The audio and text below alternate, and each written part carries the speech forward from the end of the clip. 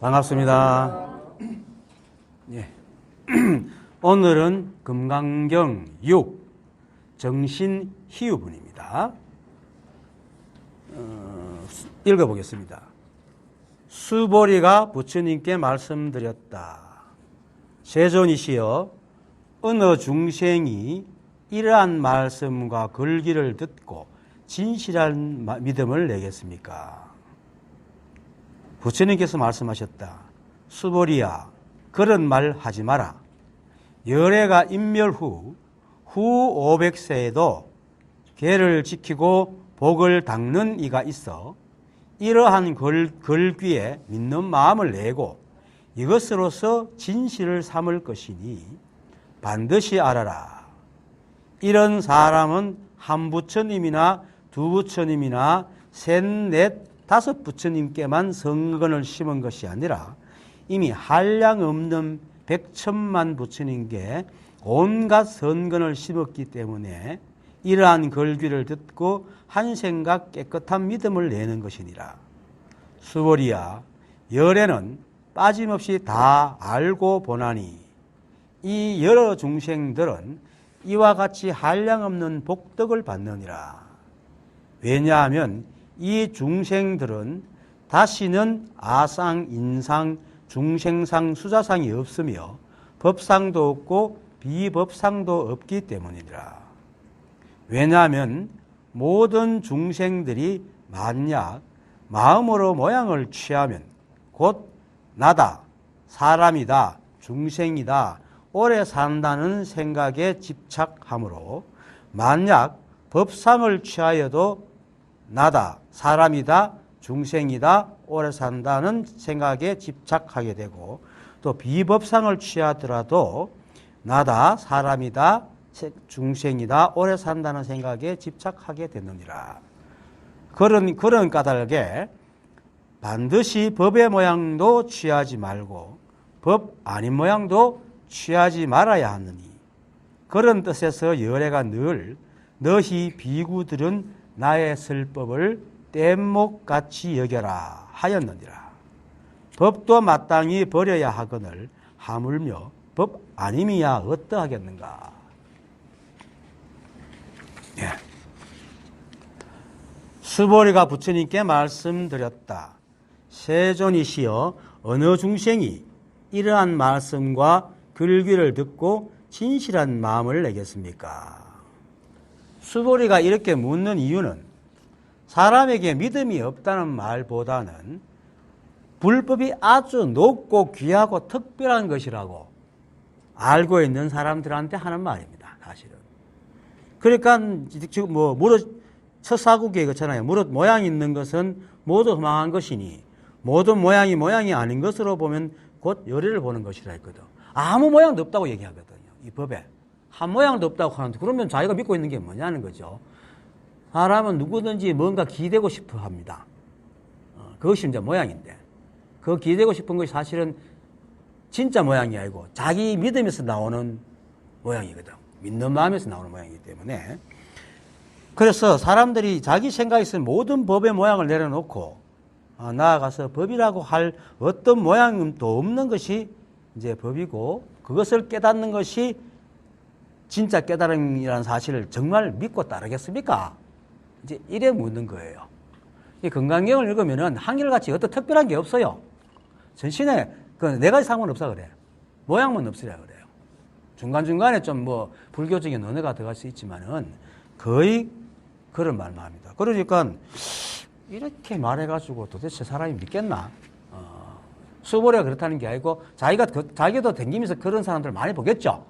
보니까 자연히 이제 힘들지 않겠나 하고 이제 이렇게 말씀을 하고 그리고 그 좀 더 자세한 말씀을 그 부처님께 이제 의뢰하는 건데 사실 이 경제는 부처님 시대 때 경제는 아니기 때문에 짐짓 이렇게 이제 의제를 내는 거죠. 사람들에게 모양이 없다는 사실을 믿는 것이 어렵다라는 것을 이제 그리고 또 한편으로는 당신들이 그렇게 자꾸 의심이 드는 것도 당연하다 이런 식으로 얘기하기 위해서 이런 말을 하는 거죠. 그래서 제목이 정신희유분, 즉 바른 믿음을 가진 사람은 아주 드물다 라는 뜻으로 지어진 겁니다. 부처님께서 그러자 부처님께서 말씀하십니다. 수보리야, 그런 말을 하지 마라. 열애가 인멸 후 500세에도 계를 지키고 복을 닦는 이가 있어. 이러한 걸기에 믿는 마음을 내고 이것으로서 진실을 삼을 것이니 반드시 알아라. 이거 재밌는데 후 500세에도 믿는 마음이 가진 사람이 있다고 얘기하거든요. 그런데 이제 후 500세라는 시대가 어떤 시대냐면은 여기 불교적인 용어인데 열애에서 인멸 후부터 불기가 시작됩니다. 서기는 예수가 죽고 난 뒤부터 시작이 됩니다. 단기는 단군 할아버지가 죽고 난 뒤부터 시작되는 겁니다. 죽는 날이 0년, 그 다음에가 1년이라고, 하여튼 고민 모르겠는데 하여튼 그렇게 1년부터 시작합니다. 그래서 지금 올해가 불기 2564년이죠.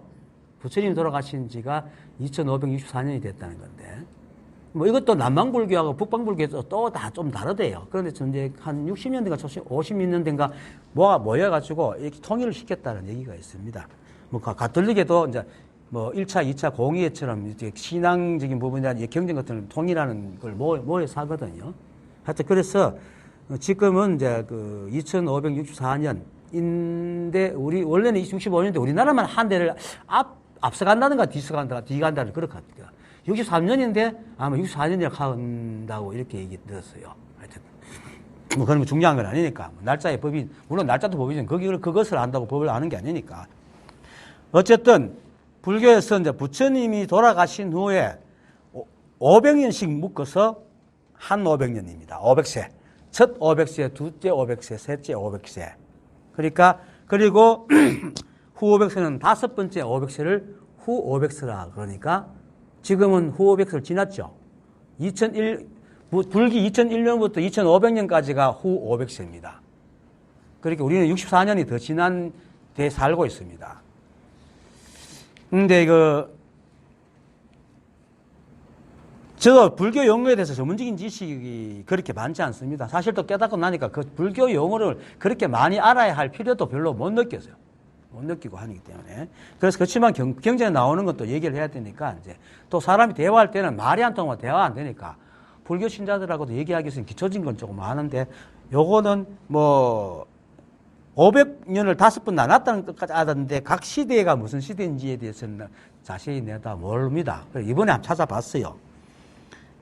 그것에 대한 경전 기록은 대방등 대집경이라는 게 있습니다. 그걸 뭐 월장경이라 하는데 월장경이 아니고 대집경의 월장분이라는 것이 있어요. 그걸 이제 대집경 월장분이라 하는데 그 속에 분포 연부 제품이 있습니다. 연부라는 것은 저성입니다. 하여튼 그거 나옵니다. 내용은 이렇습니다. 세존께서 월장보살 마살에게, 그 월장보살한테 말한다고 월장분입니다. 마살에게 말씀하셨다. 청정한 사람이여, 내가 세간에 머물 때에는, 그렇게 부처님이 살아 계실 때, 세간에 머물을 때에는 나의 설법을 듣는 모든 대중들이 걔를 잘 지키고, 이거 거짓말입니다. 부처님 사촌 누굽니까? 부처님 맨날 죽이려고 해서 사람이잖아. 있죠? 부처님 맨날 죽이려고 하는 사람이 있어요. 이 종교적으로 읽어야 됩니다. 내가 불교를 폄하하는 게 아니고 본래 경은 이렇게 얘기를 합니다. 걔를 잘 지키고 전체 그거는 사실입니다. 왜? 부처님이라는 그 스승, 대단한 스승이 있기 때문에 그 밑에 제자들이 잘 알아듣게 설명하니까 잘 믿습니다. 그거는 맞습니다. 스승이 없을 때보다는. 그걸 얘기하는 겁니다. 무조건 이렇다고 해서 그것에는 모든 대중이 다 불교를 잘 믿었구나 이렇게 생각하면 안 됩니다. 이건 이제 이렇게 생각하면 자꾸 이제 이상하게 돼가지고 엉뚱한 쪽으로 가게 됩니다. 하여튼 잘 지키고 그렇게 이걸 개구족하고 평온하고 집착이 없는 마음이 구족하고 그게 이제 집착하는 마음 사자거든요. 집착이 없다는 건 사자거든요. 사구족. 또 듣는 것이 구족하고 이구족. 문구족, 선정이 구족하고 정구족, 지혜가 구족하고 해구족, 그리하여 번뇌와 속박에서 능히 벗어나고 해탈구족, 그리고 그렇게 벗어난 지혜와 정견이 구족하고 해탈지견 정구족 하여 나의 바른 법이 세간에 왕성하고 나아가 모든 하늘 사람들에게도 평등한 법이 잘 드러나 내가 인멸한 후에도 500년간은 모든 비구들이 마땅히 나의 법으로 해탈함에 흔들리지 않아 경고할 것이다. 요걸 해탈 경고시대라 그럽니다. 돌아가시고 500년. 그 다음 500년은 나의 바른 법으로 선정산면을 얻어 견고하게 머물 것이며 요 선정경고시대입니다. 그리고 그 다음에 500년은 나의 말을 독송하고 또 많이 듣는 것을 얻어 그것을 불법이라 하여 견고하게 머물 것인가. 이게 다문경고입니다. 이제 말로 믿는 거죠. 그리고 그 다음에 500년은 나의 법 가운데서 탑이나 절을 많이 세우는 일을 얻어 견고하게 머물 것이요. 이게 이제 탑사경고라 그럽니다. 기댈 곳이다. 이제 부처님 말씀이 오래 떨어졌기 때문에 또 기댈 곳이 이제 그런데. 그 다음 500년은 나의 법 가운데서 서로 다투고 말다툼이 일어나. 법에 대해서 막 논쟁이 벌어지고 네가 옳다 내가 옳다 이렇게 막 그렇게 이제 그러면은 막 엉뚱한 갈래도 나타나고 이렇게 된다는 거죠. 그 깨끗한 법을 외우는 일은 자취를 감추며 사라져 없어지는 것이 경고할 것이다. 얘가 이 시대를 투쟁경고라 그럽니다. 싸움이 경고해진다. 이렇게 이제 경전 말처럼 부처님의 인멸 후의 시대를 500세로 묶어가지고 첫 500세를 해탈 경고 시대, 두 번째 500세를 선정 경고 시대, 세 번째는 다문 경고 시대, 네 번째는 탑사 경고 시대, 마지막 다섯 번째 후 500세, 지금 여기 나온 후 500세는 투쟁 경고라 해서 이 다섯 500세를 구분했습니다. 근데 지금은 그것을 벗어나 있죠. 그래서 어떤 것은 불교는 후 500세는 만년간 지속된대요. 2000년도부터 시작, 불교 2000년부터 만년 동안 지속이 된다. 이런 말이 있습니다. 무서워요. 그리고 이걸 다시 이제 나눠가지고 법의 시대를 세 번 나누어 보는 걸 삼시관이라 그러는데 세 시대로 나눠본다. 정법시. 그렇게 후 500세, 부처님 돌아가시고 500세 중에 첫 번째, 두 번째, 즉 해탈 경고시하고 선정 경고시대는 그래도 깨달음을 얻으려고 노력하는 시대에서 정법시대라고 합니다. 그 다음에 상법시대. 이때는 코끼리 상자, 모양 상자입니다. 코끼리도 모양을 얘기하거든요. 물론 이 모양 상자도 있지만 코끼리 상자도 모양이라고 그러거든요. 그렇게 모양만 가지고 있는, 법의 모양만 가지고 있는 시대. 세 번째와 네 번째. 수행보다는 교리 연구나 복덕을 탑을 짓는 데 매진하고 있다. 그것이 왕성한 시기다. 그리고 말법시 마지막 500시와 그 이후의 만년 시대로 만년 동안 투쟁 견고 시대로 그 이후는 오랫동안 법이 사라지는 시기를 말한다. 말법시 이렇게 세 가지로 나눈답니다. 그렇게 경전에 있답니다. 그렇게 하시면 되고. 원래는 아까 말했듯이 이제 투쟁 경고 시대입니다. 지금은. 근데 사실은 지금도 우리 것처럼 이렇게 법을 구하는 사람 있잖아요. 있고 또 깨달은 사람도 나오고 이렇기 때문에 이거는 경전에 말한 그저 이제 경고, 경계의 말이지 실제로 그런 예언이 아니라는 거. 참언이 아니라는 거죠. 참언이라는 것은 예언하는 말을. 그렇게 남을 모함하는 말도 참언이지만은 다른 한자로 참언하면 그렇게 예언하는 말이거든요. 그런 말이에요. 이 아니고 예언이 아니고 조심을 해라 뭐 이런 거겠죠. 그래서 그 부처님 말씀인 후 500세에도 계를 지키고 복을 닦는 이가 있어라는 말을 가지고 어떤 사람은 금강경은 말법 시대의 경전이다 이렇게 말하는 사람도 있어요. 이것도 말 따라가는 말이고 이 법은 오직 한 법이고 일체 만법이 이 한 법과 조금 더 다름이 없고 떨어지지 않기 때문에 깨달음을 구하는 사람은 뭐 불교 또는 불교 공부에서 나눈 이런 이론에 걸리지 않으면 돼요. 걸리면은 망합니다. 모양이 건강형은 모양이 떠나려고 하는데 이런 모양이 걸리면 안 됩니다. 이렇게 그냥 이런 게 있다는 것만 아시면 됩니다. 그래서 여기서 말하는 후 500세는 부처님 시대에서 멀어져서 법이 쇠퇴한 시기를 말한다. 그런데도 계를 지키고 복을 닦는 이가 있다. 그렇게 이 법은 한마디로 일체가 한 법이기 때문에 쇠하거나 멸하지 않는다. 이런 이제 식으로 말하는 거죠. 그리고 이런 사람은 한 부처님이나 두 부처님이나 셋, 넷, 다섯 부처님께만 성근을 심은 것이 아니라 이미 한량없는 백천만 부처님께 온갖 성근을 심었기 때문에 이러한 글귀를 듣고 한 생각 깨끗한 믿음을 내는 것이니라 하는데, 여기서 부처님의 성근을 심었다는 것은 잘못 들으면 종교적으로 흘러가기 쉬운데 그런 말이 아니고 한량 없는 백천만 부처님께서 온갖 성근을 다 심었댔잖아요. 이건 그럼 법을 말하는 겁니다. 그래서 성근은, 부처님의 성근은 불성을 말하는 거거든요. 그래서 일체가 모두 법이어서 다 불성을 갖고 있는 존재이기 때문에 이렇게 얘기하는 겁니다. 그래서 인연만 되면 깨끗한 믿음을 낸다, 이 말입니다.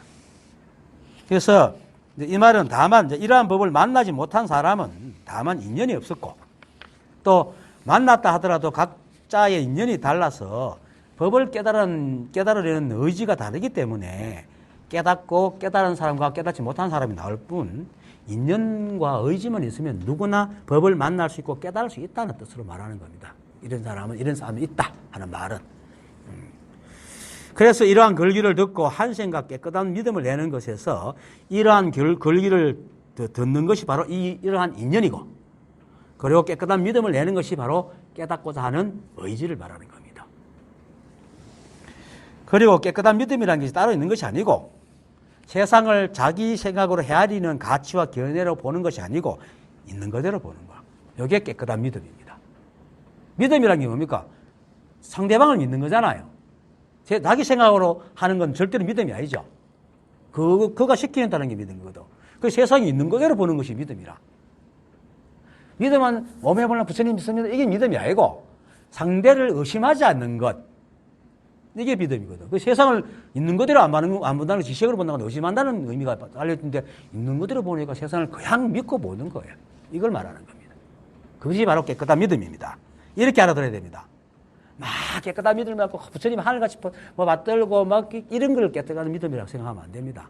그러면 또 모양을 짓는 겁니다. 건강경은 처음부터 끝까지 모양을 없애는 공부이기 때문에, 경이기 때문에 그렇게 알아들으면 안 됩니다. 그래서 이런 시각으로 보면은 이 경강경에서 무엇을 말하려고 하는지 알 수 있습니다. 그런데 막 온갖 꽃의 모양을 지어가지고 거룩한 꽃을 피우게 되면은 그 꽃에 가려가지고 아무것도 못 봅니다. 꽃만 보이지 경전은 안 보입니다. 그래서 다음 말에서 이렇게 말하죠. 수보리야, 열애는 빠짐없이 다 알고 보나니 이 여러 중생들은 이와 같이 한량없는 복덕을 받느니라 라고 얘기하는 겁니다. 그래서 열애는 부처님이 될 수도 있고, 왜냐하면 부처님은 이미 깨달으신 분이기 때문에 그 눈이 막죠. 그래서 사람을 보고 딱 보면 안다고요. 보고 얘기해보면 알거든요. 사실 저도 이렇게 보고 얘기해보면 그 사람이 깨달았는지 안 깨달았는지 알거든. 그래서 이제 이런 사람들은 한량없는 복덕을 받는데, 그 복덕이 뭐냐 하면은 재물도 아니고 벼슬도 아니고 상이 없어지는 겁니다. 그 복덕이, 왜냐하면 이 중생들은 다시는 아상, 인상, 중생상, 수자상이 없으며 법상도 비법상도 없기 때문이다. 이게 복덕입니다. 건강경에서 말하는 복덕은. 그래서 건강경, 그렇게 반야부죠. 반야신경도 있고 건강반야바람일다경이 바로 건강경의 이제 본 이름이거든. 그래서 건강반야라고. 그 건강경에서 반야부 경전은 공을 얘기합니다. 아무것도 없다. 어두 모양을 버리라, 이런 식으로 얘기합니다. 그래서 이 여러 중생, 즉 깨달은 사람들은 아상 등 네 가지 상이 사라지고 법상과 비법상도 사라진다는 말입니다. 이 말은 깨달음의 증거를 말하기도 합니다. 사람들 깨달음을 막 이상하게 막 하늘을 날고 뭐 어떤 스님은 한번 찾아와가지고 불성이 여기 있다 하고 막 나한테 대들고 이렇게 했어요. 그런데 내가 참 가진 재산이 참 많습니다 하고 이제 보냈는데, 불성은 어디에 있는 게 아닙니다. 온 것이 다 불성이고, 그래서 펼치면 이 우주를 덮고도 않고 찾으려고 하면 좁히면 찾을 곳이 없어요. 어디 따로 있는 게 아니니까. 그래서 좁히면 바늘 꽂을 틈도 없다고 얘기하는 겁니다. 그래서 이 말이 바로 깨달음의 증거를 말하는 것이 근데 특별한 무엇을 깨닫는 것이 이 깨달음이 아니고, 그죠? 생각에서 모양, 즉 일체 시분분별이 없이 있는 그대로 볼 수 있는 눈을 가진다는 겁니다. 그런 마음을 가진다는 거고. 그래서 일체가 한 법이고 만법이 그대로 법임을 깨닫는 것이 바로 참 깨달음이다라는 말입니다. 그것을 말하는 겁니다. 그래서 이러한 중생들은, 이 여러 중생은 깨달은 사람을 말하는 겁니다. 중생들은 그 복덕이 이러한 복덕을 얻는다. 이 복덕이라기 알고 그 깨달음을 얻으면 이런 과를 얻는다라는 말입니다. 이 말은 굉장히 중요한 말입니다. 그래서 세상과의 다툼, 즉 시비분별이 없어지고 있는 따라 살아가게 됩니다. 그렇게 되면은 저 사람이 거짓말하는, 제 속의 거짓말은 아무리 깨달아도 모릅니다. 그 사람 마법사가 있기 때문에. 하지만 법에 대해서만큼은 저 사람이 바른 말 하는지 거짓말하는지 바르게 압니다. 아상 등 네 가지는 이제 전에 설명했죠. 아상, 인상, 중생상, 수자상은 제가 얘기했죠. 아상은 나를 말하고, 내가 있으니까 상대가 생기니까 사람이다, 뭐 네가 어떻고 이런 늘한 인상이 생기죠. 그리고는 중생상은 두 사람이 있으니까 비교가 생기니까 너는 깨달았고 나 못 깨달았다, 중생상이 생깁니다. 그리고 수자상은 나이가 많다는 뜻이 아니고, 그러다 보니까 나는 공부 많이 했네, 너는 못했네. 수자는 목숨 숫자거든요. 그게 오래 했다, 오래 공부했다라는 거 뽐내는 거야. 나는 뭐 높은 공부를 했다, 뭐 너는 초등학교 못 나왔지, 이런 것들 다 수자상입니다. 그런 것이 생긴다는 겁니다. 그리고 법상과 비법상은 법에 대한 모양을 말하는 겁니다. 법상은 법은 이러한 모양이라는 견해이고, 비법상은 반대로 법상이 이러하기 때문에 이런 모양은 법이 아니다라는 견해입니다. 이게 상이죠. 법상과 비법상은. 그래서 아상 등 네 가지 상은 부처님께서 말하고 난 뒤에 다시 법상과 비법상을 말한 것은, 아상이 생기면 자연히 늘어나는 이상이 생기듯이 법이란 모양이 생기면 자연히 법이 아니라는 모양이 생긴다는 겁니다. 모든 것이 상대적이라는 거예요. 그래서 그 두 가지를 다 없애야 비로소 깨달음을 얻는 겁니다. 그거 없어지는 거는. 그러니까 내가 없어지면 너도 없어지죠. 너도 없어지면 그와 대비되는 깨달은 사람, 못 깨달은 사람, 중생상도 없어지고. 거기 없어지면 공부 많이 했네, 적게 했네 하는 수자상도 없어지고. 다 쌍으로 없어진다. 쌍으로 없어지니까 법상도 없어지고 비법상도 없어진다. 이 말입니다. 그래서 이러한 모양들은, 이 여섯 가지 모양은 이 한 법의 인연으로 생기는 모든 것에 각 개인마다 자기의 기여대로 부여한 상대적인 모양입니다. 그래서 아상도 다 달라요. 인상도 다 달라. 사람은 다 다릅니다. 이름은 이렇게 여섯 가지 불러놨지만은 사람한테 대입하면 다 다른 모양을 갖고 있어요. 그래서 제가 이 지구에는 우주가 사람만큼 있다.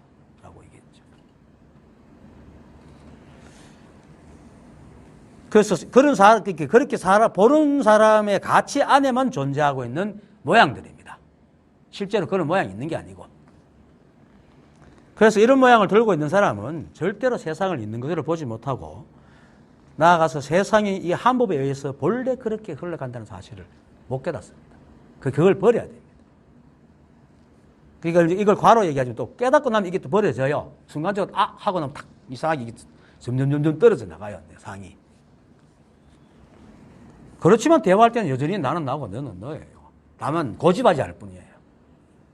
그래야 되지. 너도 이걸 잘못하면 이거 내가 상이 없다고 해서 뭐 벽도 뚫고 다니려고 하는 사람인데 그건 멍청한 짓입니다.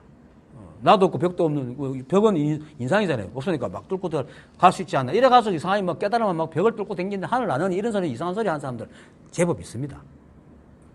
다 망상을 짓고. 너무나 현실적인 것이 보입니다. 그래서 이제 부처님께서는 이러한 네 가지 상과 법상과 비법상을 없애라고 하는 것이고, 이렇게 모양을 여인 사람을 두고 있는 그대로 세상을 보는 사람이라고, 양변을 여의고 세상을 보는 사람이라고 하고, 나아가 깨달은 사람이라고 얘기를 하는 겁니다. 그 깨달았다고 해서 뭔가 대단한 걸 보는 건 절대 아닙니다. 내게서 모양이 떨어지는 겁니다. 내가 가지고 있는 모양. 왜? 우리는 청정합니다. 그대로 법으로 나왔기 때문에 어떤 하나도 법 아닌 게 없습니다. 손가락 움직이는 법은 우리 같은 법이고 딱 하나 생각 속에 들어있는 그 물건만 법이 아닙니다. 생각하는 것도 법입니다. 우리가 생각을 오간을 가져 나왔잖아요. 이게 다 법이 준 거거든. 그 생각하는 것도 법이야. 그런데 그 속에 있는 내용만 이상한 걸 집어넣고 있다. 이 말이에요. 개체적인 개체적 헤아려서 다 집어넣고 있다.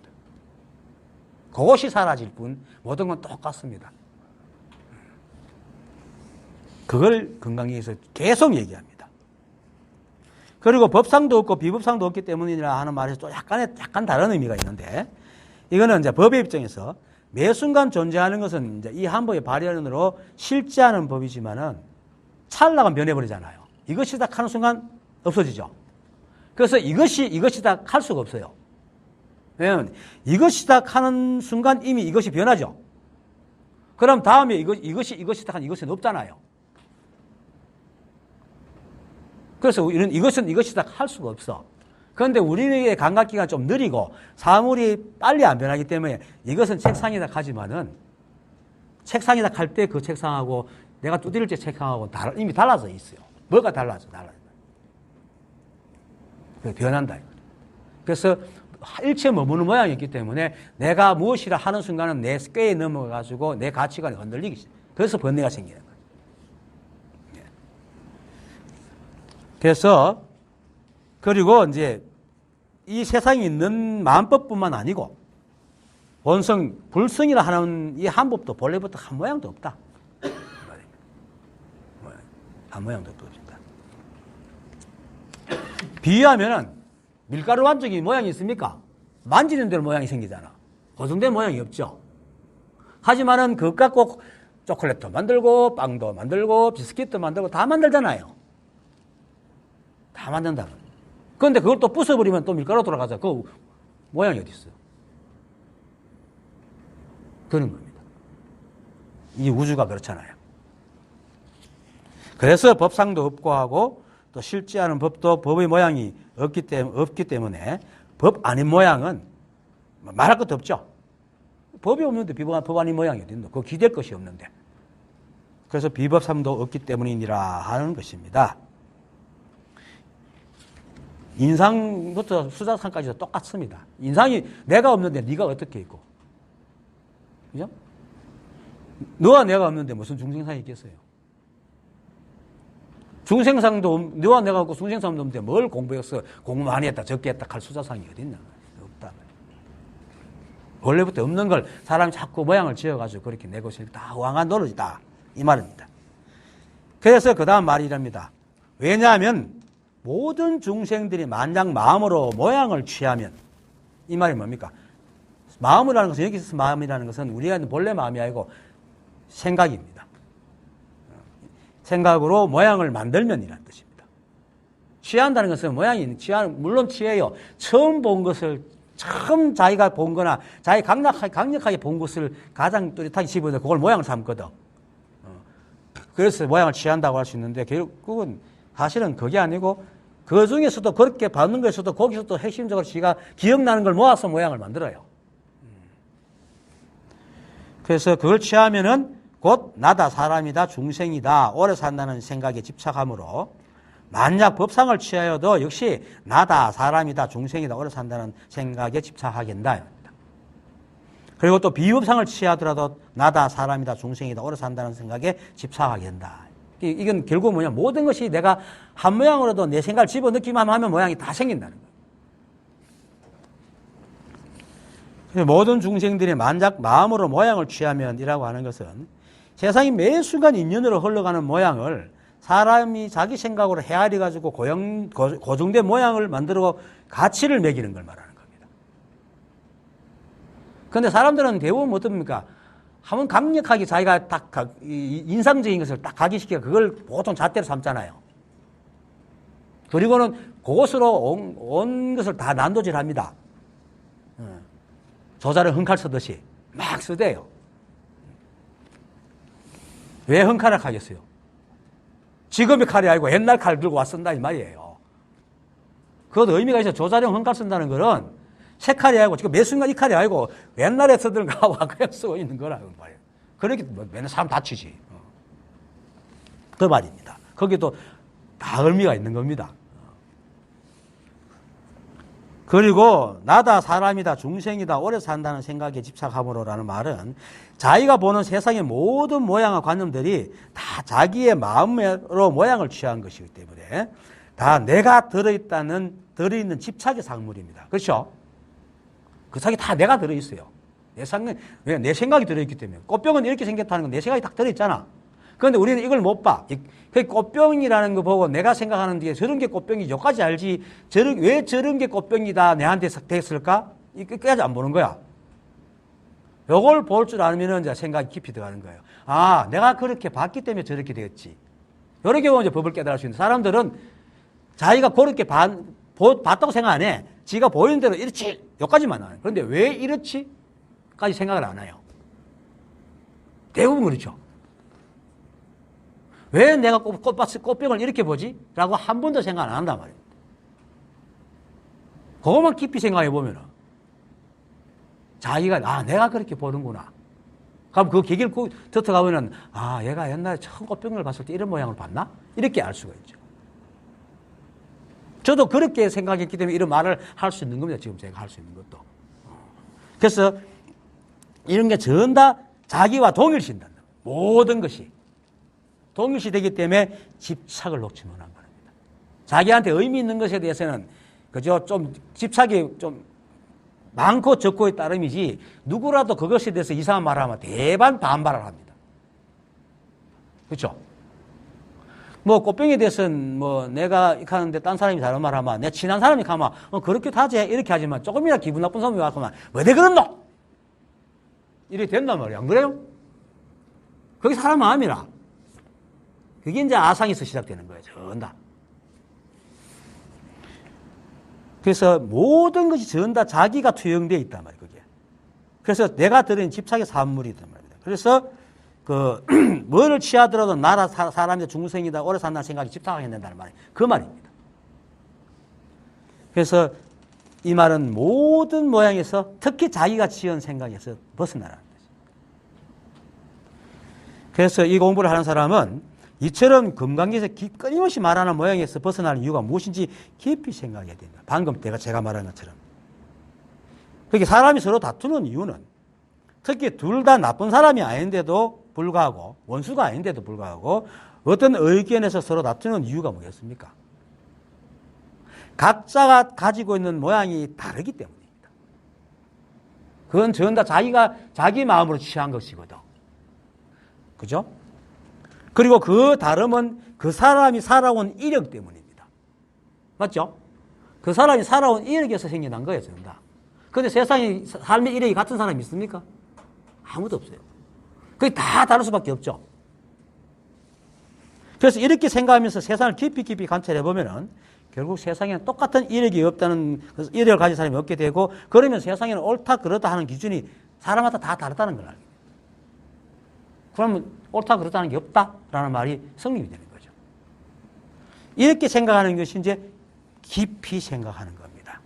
그런데 가끔 요 말을 하면 또 생각을 옆으로 돌려드렸어요. 그래도 같은 견해를 가진 사람이 있지 않겠어요? 이렇게 묻는 사람이 꼭 있어요. 근데 물론 어떤 문제에서는 같은 의견을 가질 수가 있죠. 근데 여기까지 또 같이 생각이 안 깊어. 그러면은, 그렇죠. 어떤 문제를 그렇게 할 수 있죠. 다른 논제에서도 똑같고 평생 동안 똑같이 생각하는 사람이 있을까요? 있어요, 없어요? 없죠.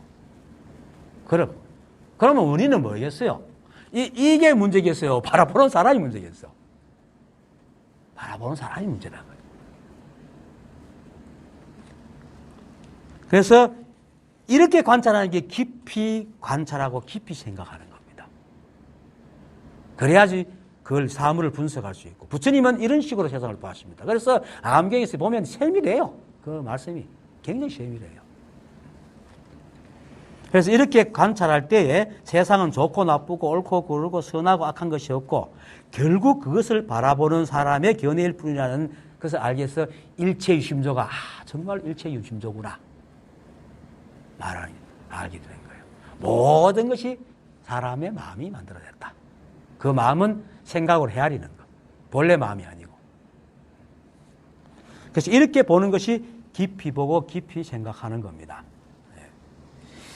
그래서 부처님께서 이렇게 말씀하시는 것도 부처님께서도 역시 이 법을 깨닫고 나니까 모든 것이 법의 모양이지만은 결국 한 모양도 고정된 게 없고 만약 있다면 그 대상을 인식하는 존재들이 만들어낸 허망한 모양밖에 없더라.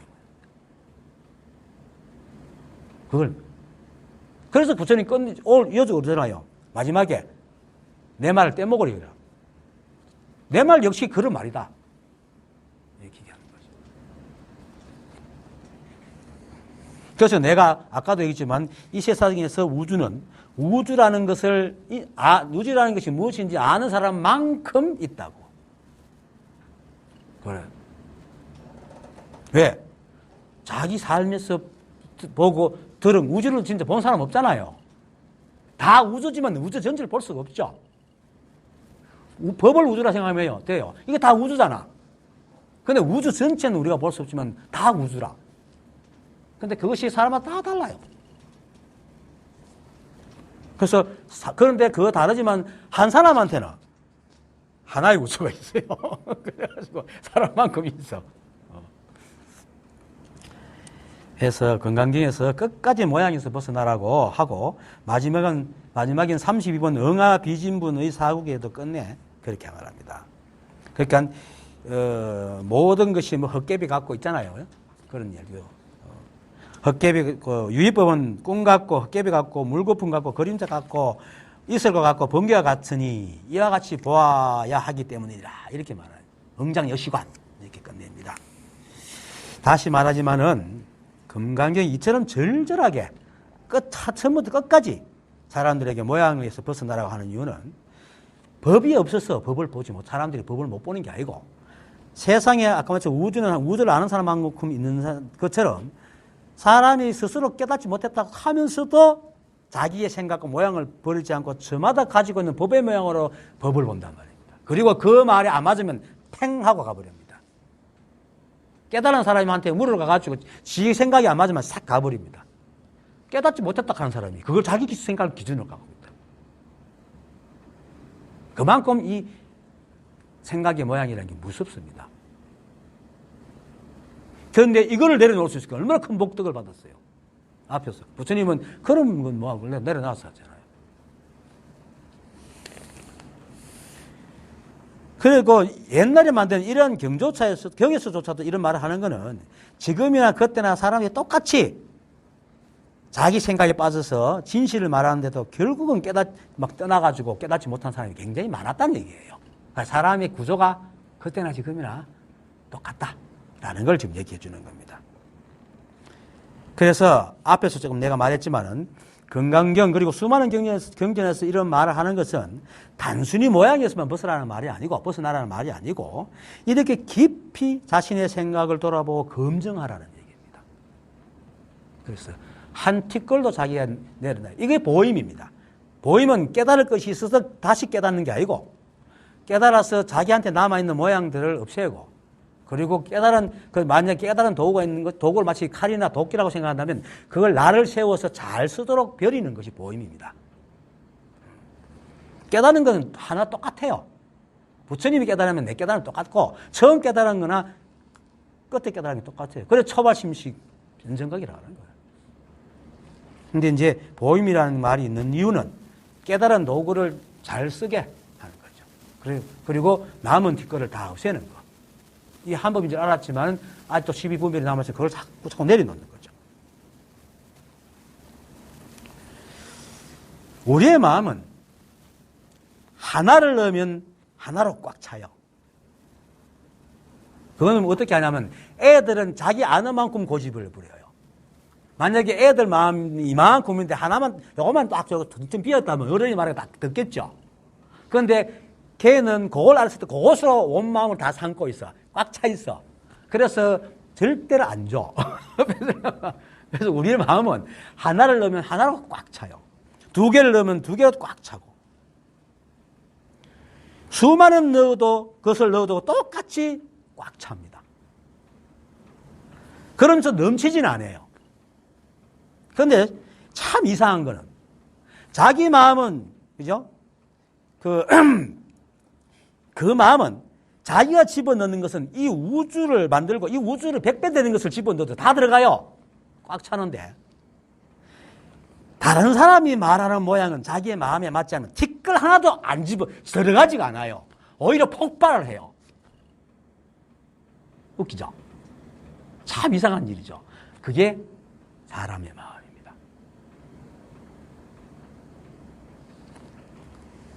그 이유는 그 마음에는 자기 생각과 다른 것은 들어갈 자리가 없기 때문에.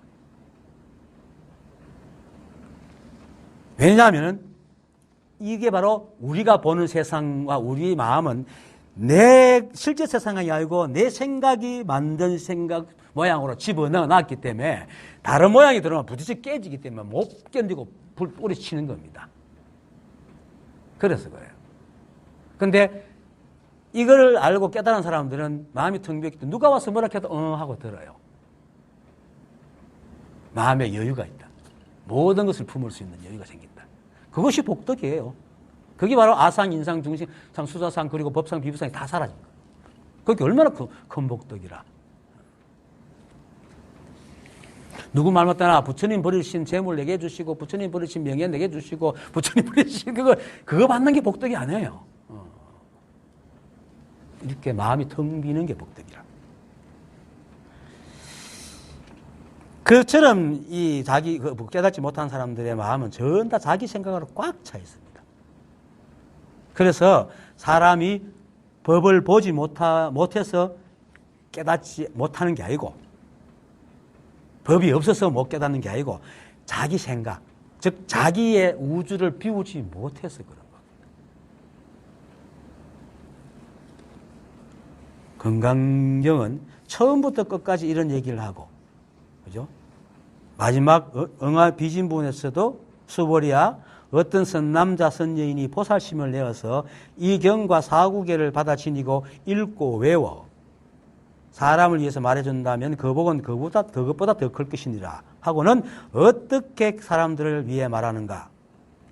모양을 취하지 않아 걸림없이 없어 움직이지 않는 것이다 라는 거예요. 모양을 취하지 않는 것이 가장 큰 복덕심이고 보살심이다라는 겁니다. 이처럼 건강경은 처음부터 끝까지 사람이 얼마나 자기도 모르게 많은 모양을 짓고 있는가를 보여주고 또 그 모양에 걸려서 티끌 하나도 법 아님이 없는 이 세상에 진실한 법은 하나도 보지 못하고 있다. 그걸 얘기하고 있습니다. 그런 까닭에 반드시 법의 모양도 취하지 말고 법 아닌 모양도 취하지 말아야 하느니 그런 뜻으로 열애가 늘 너희 비구들은 나의 설법을 뗏목같이 여기라. 내 말도 집어넣지 마라 말입니다. 왜? 그게 부처님 말이겠어요? 지금 제가 이렇게 말하지만 이 말이 여러분 말이지 내 말 아닙니다. 다 여러분씩 듣지. 그렇죠? 그러니까 뗏목을 얘기를 하는 거예요. 법도 마땅히 버려야 하거늘 하물며 법 아님이야 어떠하겠는가.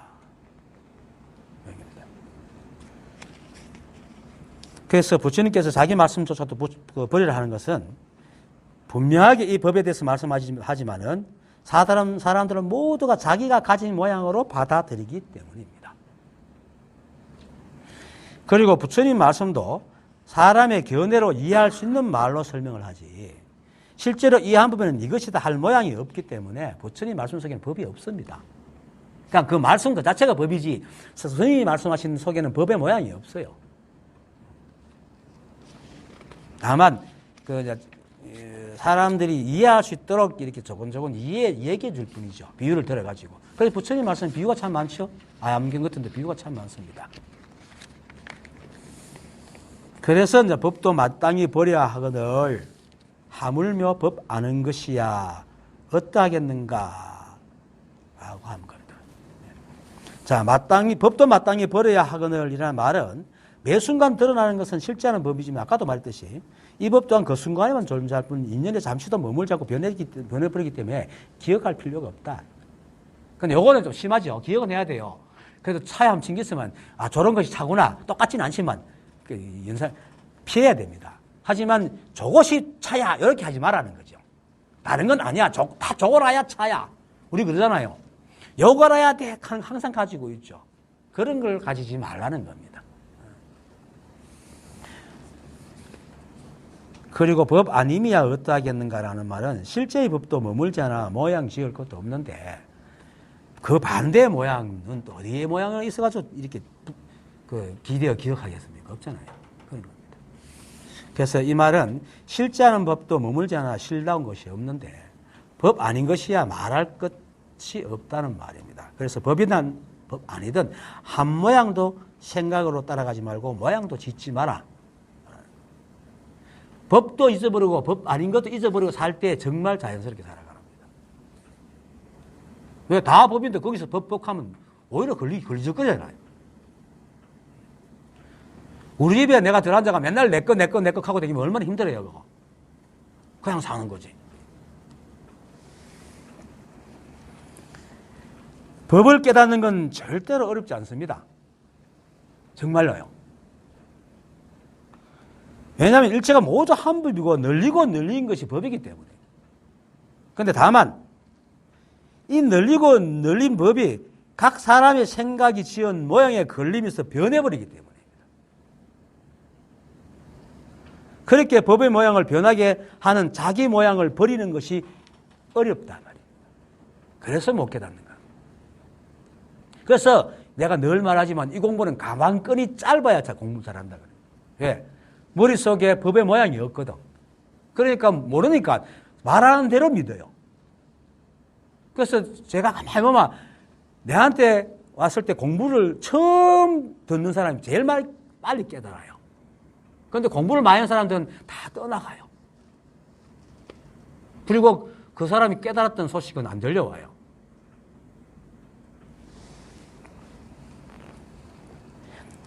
그래서 제가 사실 몇 번 얘기하지만 4개월을 울고 다녔고 끝내 해결이 되지 않았지만 마지막에 나도 모르게 생각이네 하고 지나가는 찰나에 모든 것이 끝났거든. 이게 무슨 말이냐면은 4개월을 깨닫기 위해서 그렇게 울고 불고 깨달음의 모양을 추구했지만 결국 얻은 게 뭡니까? 생각이네 이거 하나밖에 없어. 어떤 모양도 없어. 어떤 모양도 없고 다 생각이 지은 거네. 이걸로 끝이 났단 말이에요. 법이라는 모양이 없어요. 깨달은 모양이 없어요. 그냥 생각이네. 이걸로 끝난 거예요. 모양이 있어야 되잖아요. 한 모양이 없다는 걸 그냥 깨달은 거야. 한 모양이 모든 게 다 생각이 지은 거다. 그런데 그때부터 생각이 지은 모양에서 서서히 벗어나고 지금 많이 자요. 이제 거의 이제 오히려 막 시비 분별해도 안 걸려요. 또 12분을 할 건 또 해야 돼. 근데 그렇다고 해서 이익을 위해서 하는 게 아니고, 깨닫지도 못하는 것이 와서 팍팍 우기면 쫓아보내야죠. 다른 사람 물들이잖아. 그럴 때는 쫓아보내요. 그러고 사람이 깨닫지도 못한 사람이면 깨달았다고 하면은, 예, 알았습니다 하고 이제 말해가 안 들으면 그냥 보내야 되죠. 이거 칭찬할 수는 없잖아요. 그런 건 있어야 돼, 당연히. 그렇게 시비가 없다고 해서 완전히 정말 시비가 없는 것이 아니고, 세속적으로 내 이익을 위해서 옳다 그렇다는 것이 없다.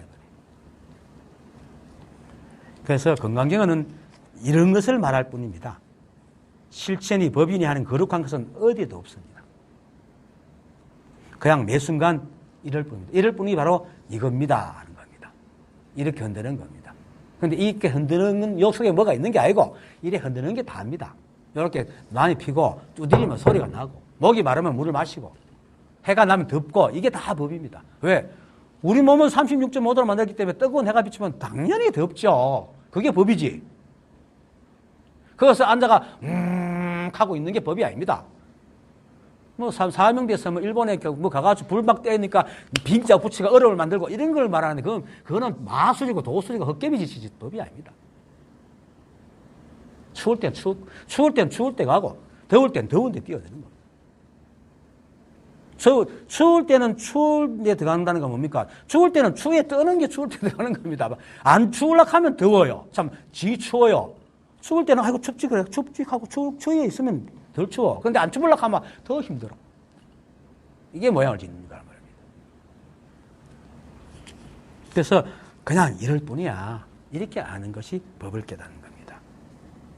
그래서 매 순간 이렇게 하는 무엇이죠? 이렇게 하는 것도 하고 이렇게 하기도 하고 지금 에어컨도 돌아가고 뭐 전등도 켜있고 이러지만은 그것이 어디에 따로 있는 것이 아니고 늘 이 세상 모든 것과 함께 하고 있어요. 이 법이.